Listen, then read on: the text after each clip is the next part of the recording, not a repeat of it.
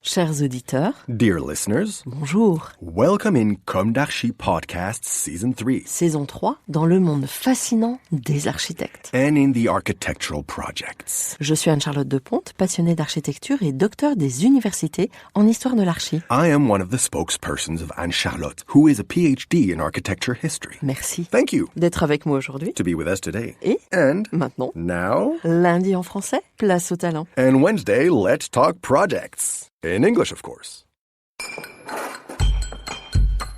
Bienvenue dans Comme d'Archi. Chers auditeurs, ravis de vous retrouver aujourd'hui en compagnie d'Evelyne Rocheteau, Éric Saillard et Raphaël Saillard, architectes. Bonjour. Bonjour. Bonjour. Bonjour. Bienvenue dans Comme d'Archi. Vous êtes architecte nantais. Evelyne et Éric, vous êtes les fondateurs de l'agence ARS, agence créée en 1992, c'est bien ça ? Exactement. Vous fêtez vos 30 ans d'agence. Exactement. Et Raphaël, donc, est votre fils. Et après avoir fait un séjour au Japon chez Kengokuma, vous êtes prêt, Raphaël, et a priori, à prendre la relève avec Grégory Evest ? C'est ça. Une histoire de famille, mais pas seulement. Vous insistez sur le fait que chacun de vos projets est unique. Vous avez œuvré dans le Grand Ouest, beaucoup à Nantes, sur des sujets très techniques, centres de recherche, hospitaliers, universités, équipements divers, habitat. Aujourd'hui, vous vous positionnez sur la France entière. Votre capacité à gérer les flux, l'immatériel est reconnue. Vous allez nous préciser tout ça. Commençons par le début. Quels ont été vos parcours respectifs, votre jeunesse? Où se sont ancrées vos envies d'architecture? Quelles ont été vos études? Alors, Evelyne.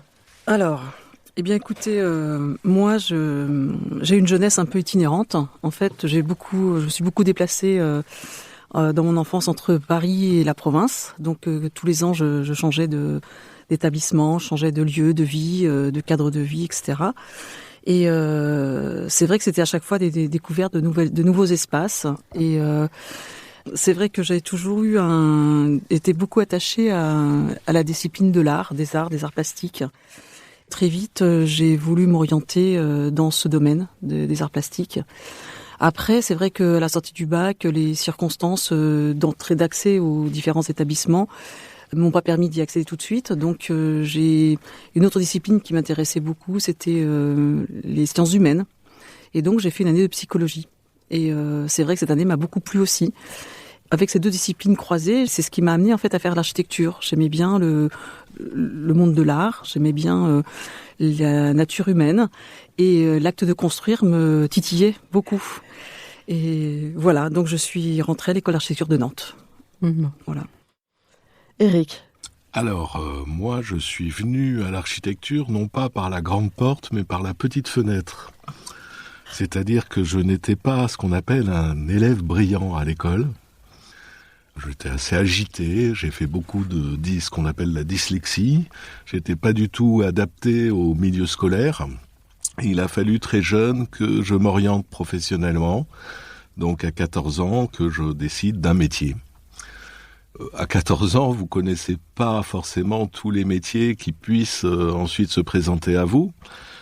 Et j'ai eu peut-être en y réfléchissant une émotion assez forte quand j'avais peut-être 13 ans. La première fois que je suis venu à Paris, le bâtiment de Beaubourg était en train de se finir. J'étais dans un car avec d'autres élèves et j'ai eu cette émotion forte et je m'étais dit, tiens, j'aimerais bien être architecte. Alors comme je n'avais pas forcément le bon parcours pour y arriver, je me suis orienté vers une voie professionnelle. Puisqu'on m'avait dit qu'on pouvait rejoindre des écoles d'architecture et cette formation par ce biais.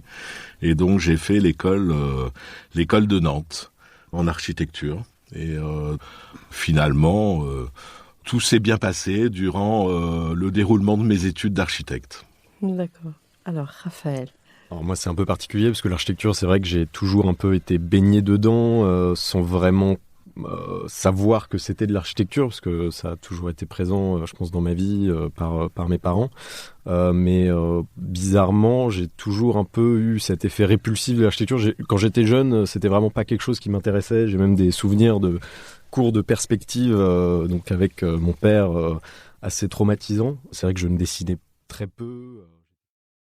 Retrouvez l'intégralité de cet épisode sur Apple Podcast, Acast, Deezer, Spotify.